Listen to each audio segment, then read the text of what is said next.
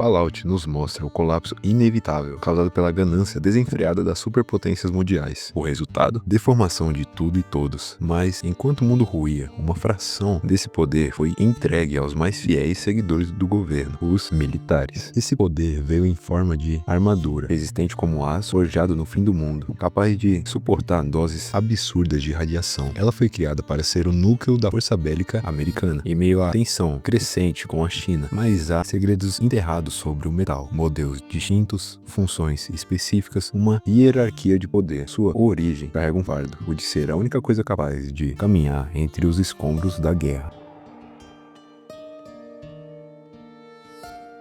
O ano era 2065. O mundo de Fallout estava em total declínio. A extração desenfreada de recursos naturais e o abuso da energia nuclear, usada não para salvar, mas para criar mordomias, mergulharam a sociedade no colapso inevitável. A tensão global explodiu na chamada Guerra dos Recursos, e a empresa WestTech, junto ao Departamento de Defesa dos Estados Unidos, iniciou os projetos conceituais das Power Armor, prevendo que o conflito se escalaria. As duas principais superpotências de Fallout eram os Estados Unidos e a China. Com a escassez de petróleo, os exércitos entraram em cena para garantir o que restava. Em 2066, a China invadiu o Alasca, onde havia uma das maiores concentrações de petróleo ainda acessíveis. A resposta dos Estados Unidos veio com fúria e inovação. O desenvolvimento da primeira Power Armor funcional, a T-45, era uma armadura bruta, imponente, que transformava soldados em tanques ambulantes, mas não era perfeita. Feita às pressas, consumia muita energia e limitava a mobilidade. Por outro lado, permitia carregar armas pesadas com facilidade e transportar equipamentos sem se preocupar com o peso. Importante detalhe, a T-45 só foi enviada ao campo de batalha em 2067, após a criação do núcleo de fusão portátil em 2066, a peça-chave que tornaria a Power Armor realmente funcional. A T-45 foi o primeiro modelo funcional, feita com ligas metálicas de alta densidade, priorizava resistência bruta em vez de mobilidade, o que a tornava extremamente pesada e difícil de se locomover. Seu capacete tinha visor em formato de T, com filtros básicos de radiação e comunicação limitada, isolando o soldado como se estivesse dentro de um tanque. Os sistemas hidráulicos eram expostos, vulneráveis a danos e exigiam que o usuário vestisse uma armadura por baixo para evitar lesões causadas pelo atrito interno. Alimentada por um núcleo de fusão nas costas, ela consumia energia de forma exagerada e precisava de trocas constantes. Apesar das falhas, oferecia suporte a armas pesadas e proteção contra a radiação, tornando o soldado uma verdadeira plataforma de guerra. T-51B foi o ápice da tecnologia bélica americana antes das bombas caírem. Lançada em 2076 pela WestTech, ela corrigiu praticamente todos os problemas da T-45, mais leve, mais resistente e muito mais eficiente. T-51B usava ligas de titânio e polímeros avançados, o que aumentava a mobilidade sem sacrificar a proteção. O sistema hidráulico foi redesenhado e embutido, eliminando a necessidade de armadura interna. O núcleo de fusão durava muito mais, permitindo operações prolongadas sem troca constante. Ela oferecia proteção superior contra radiação, bala balística e impacto, sendo capaz de resistir até mesmo a explosões diretas. Visualmente, tem um design limpo e aerodinâmico, com o capacete em forma de T mais refinado. Virou o ícone da guerra e o modelo mais reverenciado pela Irmandade de Aço.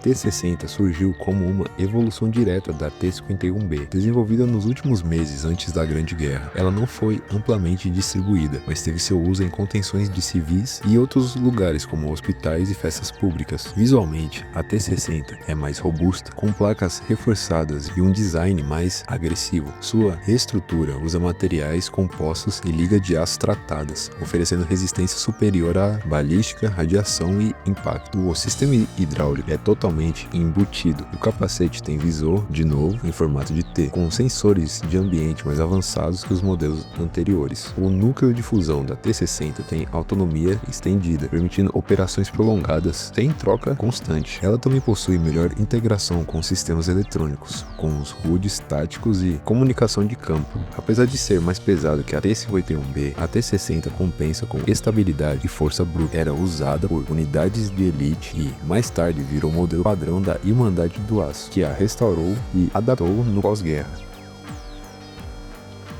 No campo de batalha, a Power Armor era um ponto final da diplomacia. Quando ela aparecia, significava que o governo já tinha desistido de negociar. O impacto da Power Armor não parava na guerra. Como o governo era dono exclusivo dessa tecnologia, ele começou a usá-la como um instrumento de presença e autoridade dentro da própria sociedade americana.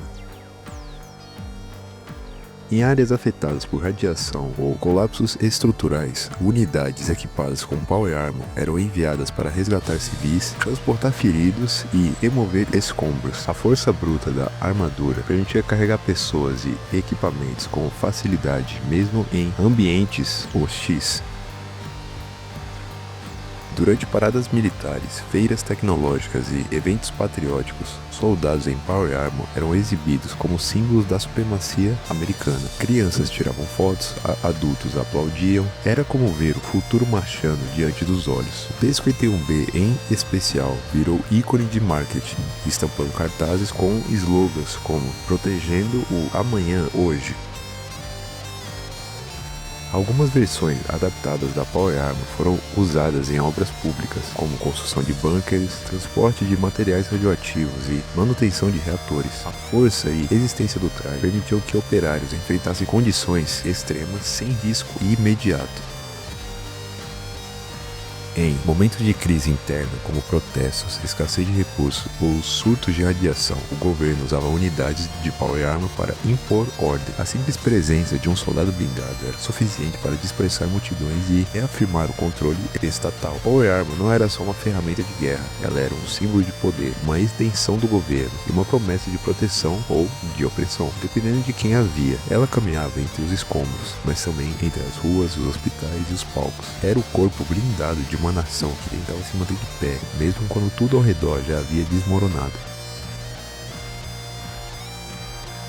Após as bombas caírem, o governo, o grande líder e dono das Power Armors, se evaporou junto com seus soldados, mas o aço não foi destruído. Restos e destroços dessas máquinas de guerra ficaram espalhadas por toda a América, enterrados em bunkers, campos de batalha e instalações abandonadas. Com o mundo em ruínas, sobreviventes e saqueadores começaram a encontrar essas relíquias e criar suas próprias versões. Algumas delas eram lentas, outras instáveis, mas todas letais.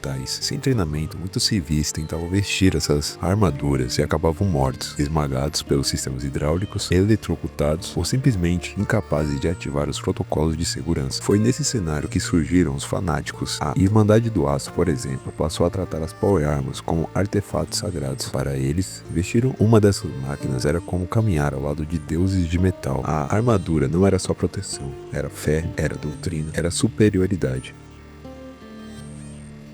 A Power Armor pode sobreviver a uma explosão nuclear, o usuário nem sempre. Modelos como a T-51B têm resistência absurda à radiação e impacto. Há registros de armaduras que permaneceram intactas após explosões nucleares diretas, mas se o traje não estiver selado ou com energia ativa, o usuário pode morrer por dentro, enquanto o aço continua de pé.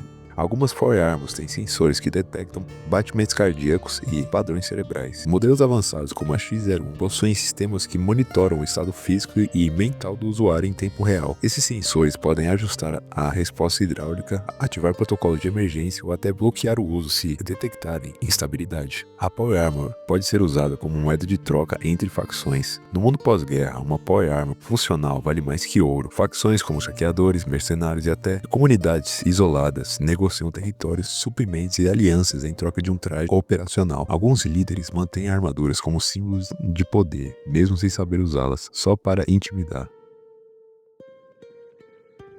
Power Armors representam o poder bélico que uma nação é capaz de construir, mas elas também refletem algo mais sutil, o vazio que nos cerca hoje. Todos parecem vestir uma armadura invisível para enfrentar o mundo. Falsos sorrisos, elogios forçados, posturas que não são nossas. A gente se blinda para sobreviver, mas essa mesma blindagem impede que os outros enxerguem quem somos de verdade. Talvez por medo, talvez por eleição, mas no fundo, a maioria de nós veste essa armadura sem nem perceber, e só tira quando se sente seguro, em casa ou em algum lugar onde a alma pode respirar. A única diferença entre uma armadura de aço e uma sobre a pele é quem está no comando dela.